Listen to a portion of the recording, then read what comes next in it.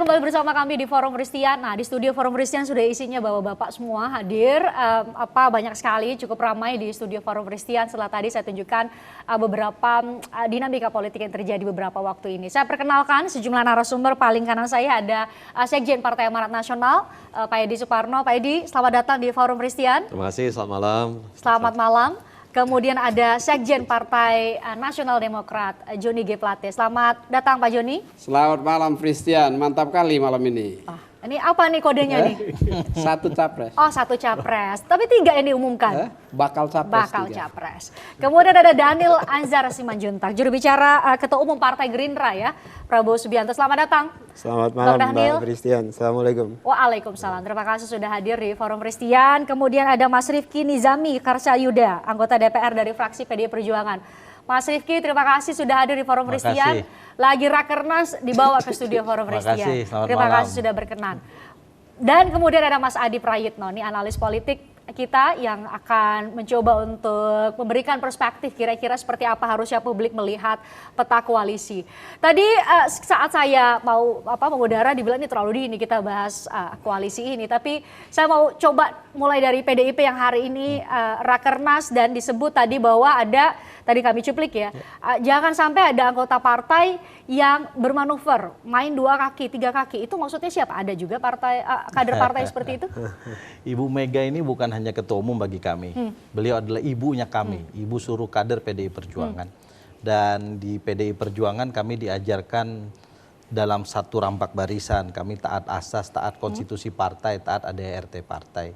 Keputusan terpenting yang diambil oleh partai ini dalam Kongres Bali yang lalu adalah memandatkan kebijakan strategis partai, salah satunya adalah terkait dengan pencalonan presiden dan wakil presiden kepada Ibu Ketua Umum. Dan itu merupakan hak prerogatif beliau. Karena itu apa yang disampaikan Bu Mega menurut saya adalah early warning kepada seluruh kader.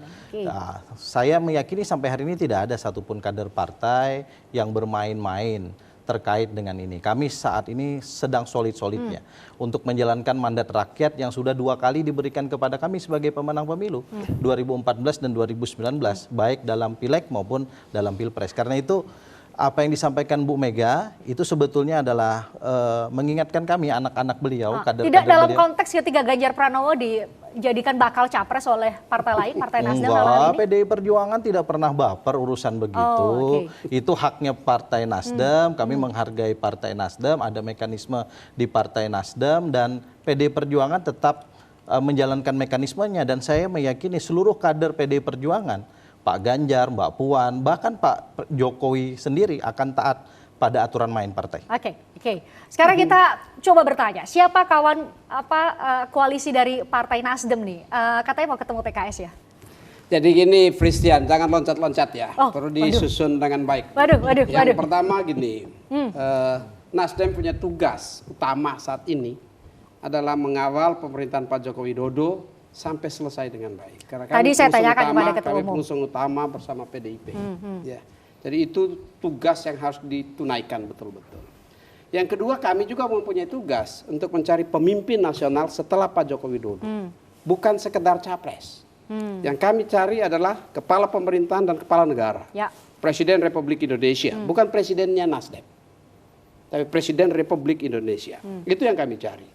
Metode rekrutmennya kami lakukan dengan menghormati kualifikasi dan kualitas demokrasi itu sendiri secara internal. Ya, itu yang kami lakukan.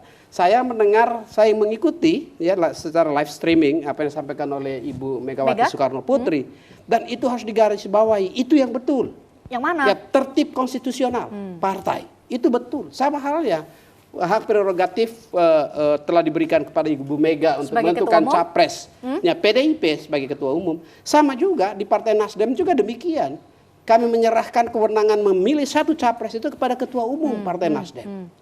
Ya, itu jelas sekali. Ya. Dan kebetulan saya juga mendengar pernyataannya Pak Ganjar. Sejalan juga dengan apa yang disampaikan oleh Ibu Mega. Tidak ada yang salah di situ. Nah, lalu ditanya, Nasdem mengusulkan Pak Ganjar salah enggak?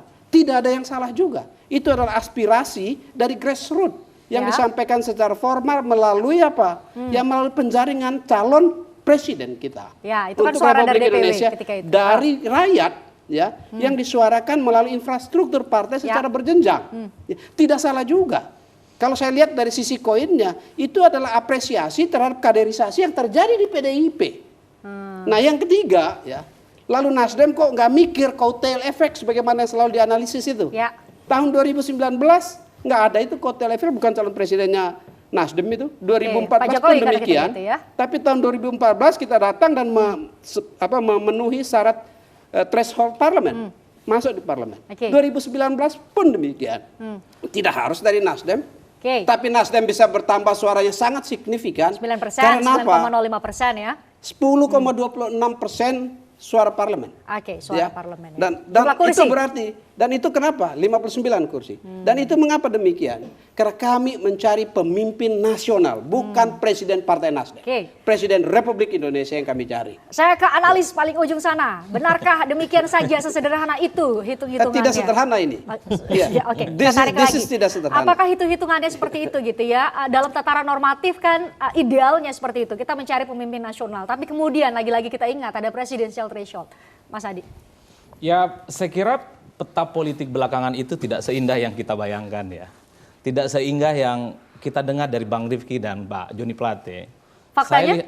Saya lihat ada gemuruh politik sebenarnya antara PDIP dengan Nasdem dalam konteks ini. Pertama, ketika Ganjar Pranowo disebut dalam Rakernas menjadi salah satu nominasi capres yang akan diusung, tentu ini nggak nyaman PDIP. Di saat PDIP saat ini sedang menahan kira-kira siapa capres yang akan diusung nantinya, di mana hak itu dimiliki oleh Megawati Soekarno Putri. Ini kan secara tidak langsung Nasdem itu mendahului PDIP soal siapa yang akan menjadi kandidat di 2024. Jadi cyber politik yang terjadi sehari ini antara sejumlah elit PDIP dan Nasdem, ini efek dari penyebutan Ganjar Pranowo sebagai kandidat capres yang justru dimunculkan oleh orang lain dan di saat PDIP belum menentukan sikap politik. Apakah itu memperkeruh dan mengganggu hubungan komunikasi politik yang kemudian kita harapkan? Apakah memang Nasdem dengan PDIP kemudian koalisi? Kalau melihat kondisinya ya agak memperkeruh. Statement Megawati hari ini itu jelas kok. Jangan ada yang main-main di ruangan ini. Kader PDIP main di dua kaki. Itu ultimatum kepada siapapun sebenarnya. Bang Rifki tadi kata Mas Rifki nggak ada orang. Oh iya, Bang Rifki yang ngomong. Ini untuk menunjukkan bahwa PDIP nggak ada persoalan dengan Nasdem. Tapi bagi kita yang melihat dari jauh, ini ada persoalan penting. Tapi saya cukup memahami ya, kenapa ada Ganjar Pranowo disebut. Selain hal-hal yang sifatnya kualitatif, kuantitatif, oh Ganjar anak muda, elektabilitasnya bagus. Ini bisa juga pesan politik kepada istana, kepada Jokowi. Supaya dalam tanda kutip, Ganjar juga masuk dalam nominasi begitu banyak partai politik yang lain. Di saat Ganjar misalnya saat ini sudah mulai agak dijauhkan dari PDIP. Karena dalam KIB sekalipun banyak sejumlah partai nyebut Ganjar Pranowo. Ini adalah saya sebut sebagai satu proposal politik kepada istana. Supaya Jokowi happy. Andai Ganjar misalnya tidak diusung oleh PDIP, banyak partai politik yang lain yang minat. Termasuk Nasdem? Termasuk Nasdem. Termasuk Nasdem. Itulah hebatnya Nasdem. Enggak terlampau penting kader internal. Kalau ada potensi anak bangsa, bagus, anak muda, masuk di situ. Kan pertanyaannya adalah, oke lah Pak Prabowo bisa menyelesaikan semua persoalannya sendiri. Tapi bagaimana dengan AHY? Sampai bapaknya juga datang ke Nasdem. Enggak disebut di situ. Ada Puan Maharani, muda, perempuan, pintar dan cerdas, juga tidak masuk nominasi. Itu kan pertanyaan-pertanyaan sederhana. Ada Erick Thohir gitu ya. Ada Erick Thohir. Itu kan pertanyaan-pertanyaan sederhana sebenarnya, Christian. Bahwa apa yang kemudian dilakukan oleh Nasdem dalam Rakernasnya tidak seindah yang dibayangkan oleh Pak Joni Plate. Ada tentu kotel efek yang saya tidak membayangkan, Mas, saya melakukannya. Oh iya, saya yang membayangkan kalau begitu. Saya tidak membayangkan. Saya yang membayangkan begitu. Artinya apa? Satu, pasti ada kotel efek yang dicapai. Karena dengan penyebutan tiga nama ini, satu contoh sederhana, dengan penyebutan tiga nama, ada Anies, ada Andika dan Ganjar Pranowo, tentu Nasdem berharap para basis konstituen dan pemilih mereka, tiga nama ini, secara perlahan migrasi dan terasosiasi dengan Nasdem. Karena bagi kita, politik itu bukan lillahi ta'ala ingin masuk surga. Ada sesuatu yang ingin dicapai. Yang kedua yang ingin kita tangkap, tentu Nasdem di 2024 ingin menjadi satu kekuatan politik yang juga layak diperhitungkan. Kenapa di situ muncul? Kenapa di situ muncul ada nama Anies Baswedan dan Ganjar Pranowo? Karena secara kuantifikasi, angka-angkanya kuat dalam survei. Ya kalau mau sekedar anak bangsa yang baik, muda, anak pesantren itu banyak, di kampus-kampus juga banyak. Tapi ini kan bicara tentang bagaimana Nasdem punya sejarah mengusung orang 2 kali dalam Pilpres, itu menang. Tapi kenapa nggak Pak Prabowo? Pak Prabowo juga di sejumlah survei kan juga tinggi, bahkan beberapa kali menempati urutan pertama di Kan itu yang sebenarnya menjadi pertanyaan banyak orang. Kenapa Pak Prabowo tidak disebut? Selain alasan-alasan yang disebut oleh Pak SP tadi, ya karena Prabowo dianggap sebagai punya orang yang sudah malang sendiri, melintang, bisa menyelesaikan semua persoalannya. Misalnya kurang partai, elektabilitasnya bisa diderek, hanya bisa dilakukan oleh Prabowo Subianto. Seakan-akan yang lain tidak bisa. Alasan-alasan yang menurut saya sebenarnya ya Nasdem sebenarnya nggak suka sama Prabowo, nggak suka kemudian berkoalisi dengan Gerindra. Sesuatu hal yang sebenarnya ya biasa saja. Ini kan soal selera politik, tapi semua itu nggak bisa ditutup-tutupi. Ini yang kita melihat dari jauh. Oke, kita sekali lagi melihat dari jauh. Bang Dhanil, apakah pertemuan dengan Caimin beberapa waktu lalu juga adalah jawaban kepada Partai Nasdem? Wah, saya nggak muncul di nama yang direkomendasikan menjadi bakal capres Nasdem. Saya juga bisa bermanuver sebagai seseorang yang punya mesin partai sendiri. Ya, pertama begini Mbak Pristian. Jadi Pak Prabowo terus terang kegelisahan utama pada hari ini tentu adalah sebagai Menteri Pertahanan ada masalah yang jauh lebih besar. Dunia kita sedang nggak baik-baik saja. Maka diplomasi pertahanan yang beliau lakukan sekarang sangat intensif begitu. Karena potensi ketegangan China dengan Amerika terus-menerus dan itu dampaknya pasti akan buruk. Itu concern Pak Prabowo pada hari ini termasuk terkait dengan alutsista kita. Jadi kalau Mbak Pristian perhatikan jarang sekali Pak Prabowo umbar bertemu umbar pembicaraan politik secara terbuka atau bicara tentang gimmick-gimmick politik dan sebagainya. Pertama ke Nasdem itu undangan Pak Surya Paloh, undangan makan siang, beliau tentu sebagai sahabat beliau hadir dan kemudian bahasanya tentu dua tokoh politik yang hadir ya pasti media memframe itu sebagai pembicaraan politik. Ya memang ada pembicaraan politik tentunya. Nah tapi saya catat dua hal Mbak Pristian.